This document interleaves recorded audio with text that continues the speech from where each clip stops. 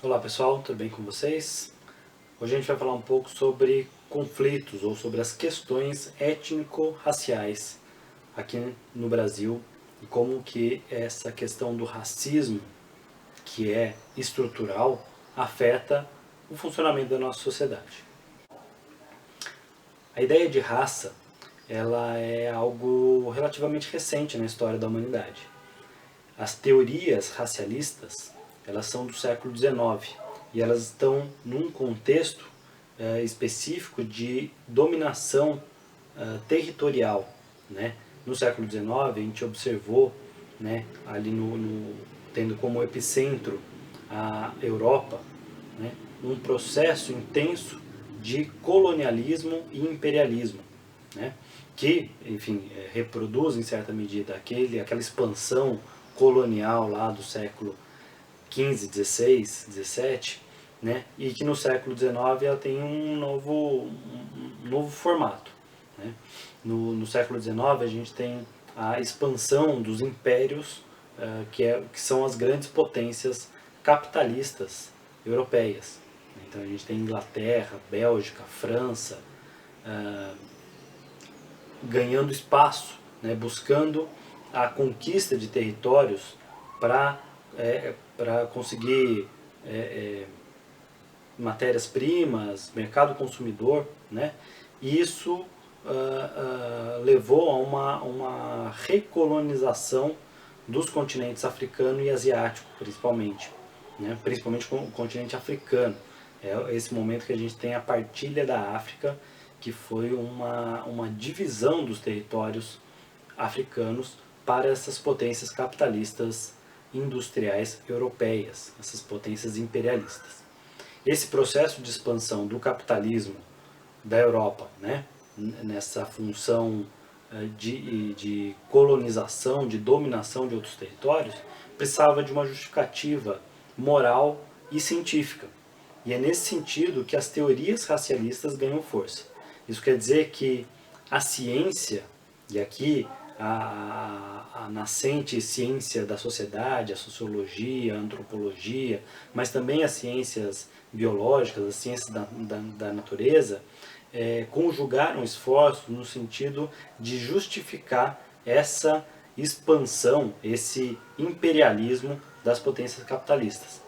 E é no bojo dessa tentativa de justificação dessa dominação colonial que surgem as teorias racialistas, aquelas que entendiam que brancos e negros eram raças diferentes, eram grupos distintos biologicamente, inclusive, né, dentro dos seres humanos, e que os negros seriam inferiores aos brancos. Né? A gente tem uma série de estudos, né, daí do século XIX tentando comprovar essa inferioridade da população negra, dos africanos especialmente, em relação aos europeus, justificando essa missão civilizatória, né, essa missão colonizadora de dominação imperialista dos países capitalistas. É nesse contexto que surge a ideia de raça. A gente sabe hoje, né, que no século XX, né, a biologia conseguiu comprovar, né, que do ponto de vista biológico, né, do ponto de vista do organismo, do corpo humano, não há diferença de raça entre brancos e negros. É uma diferença de aparência, uma diferença de tom da pele. Existem algumas diferenças biológicas em termos de estrutura muscular, de resistência, enfim, uma série de questões, mas isso não é o suficiente para distinguir os seres humanos em duas raças, duas ou mais raças. Então, a gente sabe que é hoje, né, no século, já estamos no século XXI, mas já desde o século XX, essas teorias racialistas, elas já caíram por terra. No entanto, o racismo permanece, né? A justificação de uma dominação da população negra, dos territórios povoados pela população negra, ela permanece bastante atual, tá certo? Aqui no Brasil, a gente teve alguns pensadores, né, que se dedicaram sobre essa questão do racismo e dessa dominação da população branca sobre a população negra, né? Entre eles, eu destaco o grande Florestan Fernandes, um sociólogo brasileiro que dedicou boa parte da sua obra para o estudo da questão racial no Brasil. E o Florestan, ele vai ter como ponto de partida, né, um diálogo, um debate com outro pensador anterior a ele, que é o Gilberto Freire. Gilberto Freire entendia que a miscigenação característica da população brasileira, ela levaria a um clima de paz, um clima harmonioso entre as raças. Então, para o Gilberto Freire, a gente estaria caminhando por uma situação, né, por um cenário de democracia racial, né, justamente porque a população seria extremamente miscigenada e ninguém poderia distinguir categoricamente quem são os brancos, quem são os negros, já que a população é bastante miscigenada. No entanto, o que Florestan Fernandes percebe é que, embora de fato exista essa miscigenação na população brasileira, é fato também que negros ganham menos do que os brancos, os negros estão excluídos de determinados espaços da nossa sociedade, que os brancos são privilegiados em muitos aspectos da nossa sociedade. O que o Florestan está tentando entender é que, embora exista de fato miscigenação e de fato ninguém possa se dizer 100% branco ou 100% negro, justamente porque essa miscigenação é um dado concreto da nossa sociedade, o fato é que na experiência cotidiana, brancos e negros experimentam relações sociais diferentes e experimentam condições de vida diferentes. O que o Florestan Fernandes percebe é que o racismo ele se manifesta de diversas formas, né? Embora haja uma certa cordialidade, né, no tratamento entre os indivíduos, né, e não necessariamente as expressões de racismo são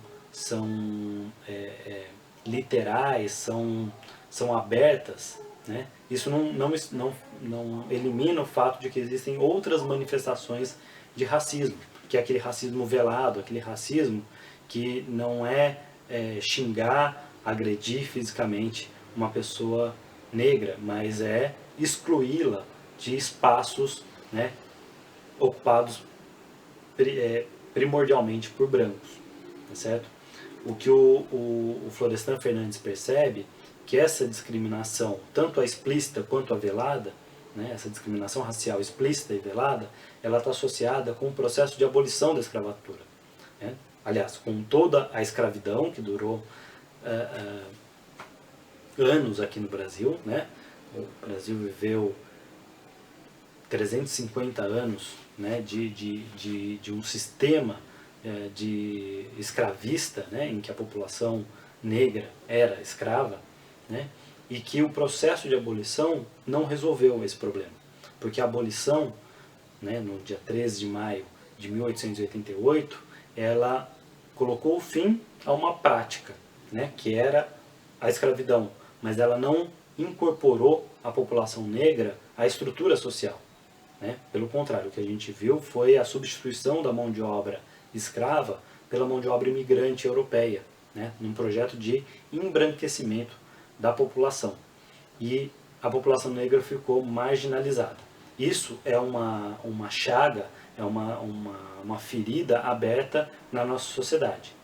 Ainda não conseguimos, cerca de 150 anos depois da abolição, a gente não conseguiu eliminar de fato essa chaga. A gente não conseguiu eliminar esses mecanismos que colocam a população negra em condição de subalternidade.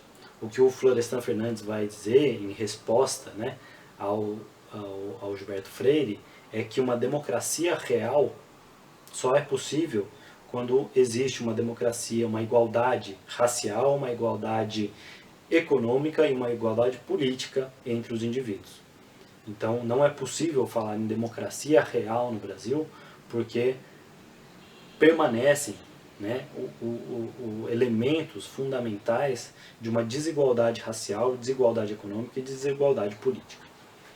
Mais recentemente, Silvio de Almeida, que é um importante intelectual negro brasileiro, tem trazido, né, o debate sobre a questão do racismo estrutural, né, e partindo dessa ideia, né, de que a população negra ela foi historicamente marginalizada e que a escravidão e o processo de abolição da escravatura deixaram marcas profundas na nossa sociedade, o Silvio de Almeida discute a questão da estrutura da sociedade como uma estrutura racista, né?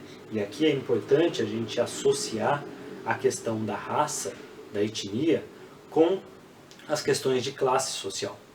E é isso que o Silvio de Almeida vai tentar trabalhar na sua obra, né, principalmente no seu livro Racismo Estrutural, em que ele explica, né, essa concepção de uma estruturação da sociedade racista, né? O que o Silvio de Almeida percebe que existe uma articulação entre as esferas econômica e a esfera política, né, em que a população negra ela é duplamente dominada, duplamente oprimida, excluída, né, tanto do ponto de vista econômico quanto do ponto de vista político, né? Só a gente vê a questão da representatividade da população negra no Congresso Nacional ou no Supremo Tribunal Federal, nos órgãos, nas instâncias de deliberação, nas instâncias de elaboração de políticas públicas, né? Como a população negra, por estar marginalizada economicamente, ela também é marginalizada politicamente. Existe uma subrepresentação da população negra em diversos âmbitos, né? E isso afeta, inclusive, a subjetividade dos sujeitos, né? A subjetividade dos indivíduos que incorporam esses traços de desigualdade econômica e política no seu dia a dia, né? Então, quando a gente quando uma pessoa observa, né, uma pessoa negra em determinados ambientes, isso pode causar estranheza, né? Isso pode causar uma sensação de parece que algo está fora do lugar, porque subjetivamente nós já fomos colonizados, nós já fomos ensinados a entender que determinados grupos, né, não devem pertencer a determinados espaços, certo? Então, isso é demonstrado em diversas experiências, né, em que se coloca, por exemplo, né, surgiu recentemente aí nas redes sociais uma experiência em que foi colocada duas fotos, as duas fotos eram idênticas, a mesma montagem, o mesmo figurino, a mesma iluminação, o mesmo cenário, em que tinha uma pessoa branca, bem vestida, correndo, e na outra foto uma pessoa negra, também bem vestida, com a mesma roupa, correndo. E pedia para as pessoas, para os voluntários dessa pesquisa, descrever o que queria dizer cada cena. E foi um choque, né? Perceber que, mesmo com o mesmo cenário, a mesma iluminação, a mesma situação, a mesma roupa, o mesmo figurino, o mesmo tudo idêntico nas fotos, né? Havia uma tendência das pessoas a associarem a pessoa negra correndo a uma situação de perseguição, de fuga, né, um fugitivo, alguma coisa assim, enquanto para a pessoa branca isso nunca apareceu, tá? Outro elemento que é importante de entender essa questão da subjetividade, né, da forma como nós percebemos as relações sociais de forma racista, né, é quando aparece uma figura como Joaquim Barbosa, por exemplo, que foi o primeiro e até agora o único juiz, né, ministro do Supremo Tribunal Federal negro, né? A presença do Joaquim Barbosa causava uma certa estranheza num espaço que é historicamente dominada por uma elite branca, tá certo? Então, é nesse sentido que o Silvio de Almeida fala desses aspectos subjetivos do racismo, né? É quando a gente está condicionado a perceber a exclusão como algo natural. Então, quando a gente fala de racismo estrutural, a gente está falando também num processo de naturalização dos mecanismos de exclusão social, de exclusão econômica, de exclusão política relacionada à população negra, certo? A ideia de raça, ela surge para justificar a exploração de um grupo sobre o outro. Então a ideia de raça, ela surge para justificar a escravidão. E isso está lá nos primórdios do capitalismo. Com o fim da escravidão, o conceito de raça permanece fundamental, né? Ele permanece como um elemento fundamental para manter a sociedade dividida em grupos distintos.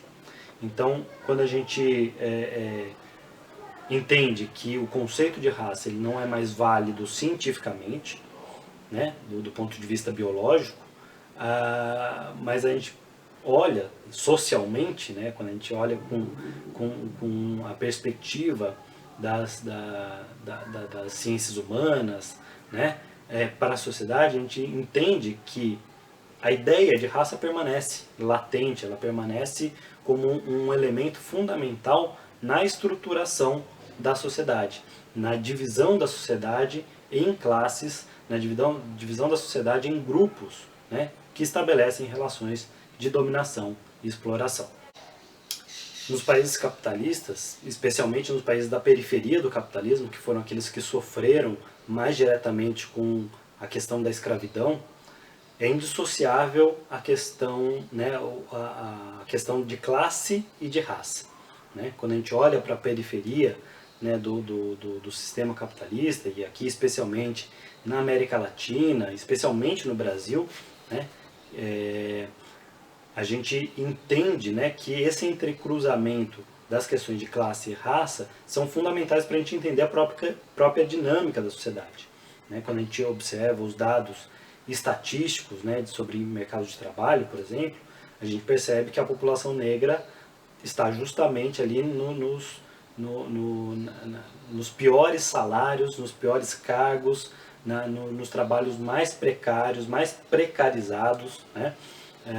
Enquanto os cargos de maior rendimento, os cargos com maiores salários, maior qualificação, há um predomínio da população branca.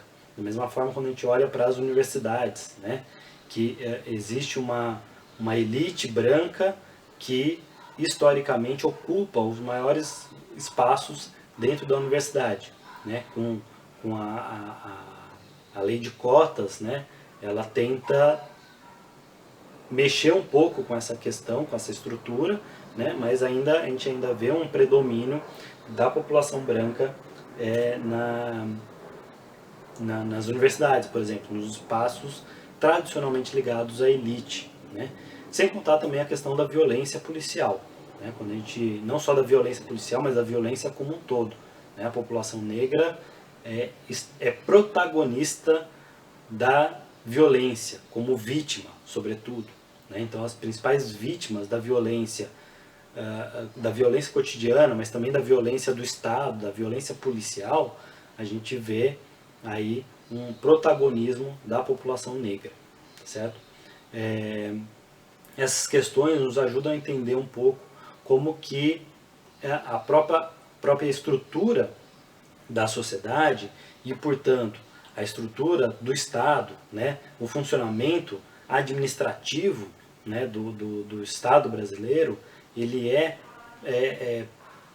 perpassado por essas questões de raça e classe. Sem contar também as questões de gênero, a questão indígena, que são questões fundamentais para a gente entender esses mecanismos de exclusão e de desigualdade na sociedade brasileira. Bom, espero que tenham gostado. Qualquer coisa me procurem. Vou deixar aqui nos comentários algumas sugestões de vídeos e de textos discutindo essa questão do racismo estrutural, dos conflitos étnico-raciais, da questão indígena e também das questões de gênero na sociedade. Um grande abraço a todos e bons estudos.